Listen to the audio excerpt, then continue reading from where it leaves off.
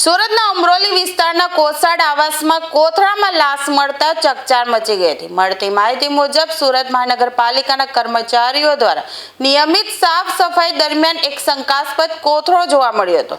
કોથળો ખોલતા અંદરથી એક આશરે 57 વર્ષના વ્યક્તિની લાશ મળી આવતા સમગ્ર વિસ્તારમાં હડકંપ મચી ગયો હતો। આ ઘટનાની જાણ તાત્કાલિક કંટ્રોલ રૂમમાં કરવામાં આવતા અમરોલી પોલીસનો કાફલો ઘટના સ્થળે પહોંચી ગયો હતો। પોલીસે વિસ્તારને કોર્ડન કરી તપાસ શરૂ કરી અને હાલ ઉચ્ચ કક્ષાના અધિકારીઓ પણ ઘટના સ્થળે પહોંચી તપાસનો ધમધમાટ શરૂ કર્યો છે। લાશ કોની છે અને કોથળામાં બાંધી અહીં કોણે ફેંકી તે અંગે પોલીસ દ્વારા વધુ તપાસ હાથ ધરવામાં આવી રહી છે। અમરોલી પોલીસ સ્ટેશન વિસ્તારમાં આવેલ કોસાડ આવાસ ખાતે H2 થી કોથળામાં બાંધેલી હાલતમાં એક મહિલાની લાશ હોવાની હકીકત મ્યુનિસિપલ કોર્પોરેશનના કર્મચારીઓ દ્વારા પોલીસ સ્ટેશનને કરવામાં આવેલ।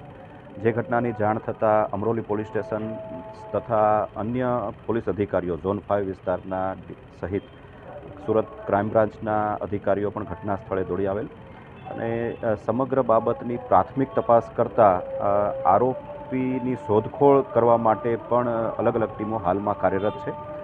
મૃતકની ઓળખ કરવામાં આવેલ છે। મૃતક 57 વર્ષની મહિલા છે અને કોસાડ આવાસમાં જ A2 બ્લોકમાં રહેતી હોવાની હકીકત જણાયેલ છે। મૂળ તેઓ બિહારના વતની છે અને છેલ્લા ઘણા વર્ષથી સુરતમાં સ્થાયી થયેલ હોવાનું અને ઘરકામ કરતા હોવાની હકીકત જણાઈ આવેલ છે।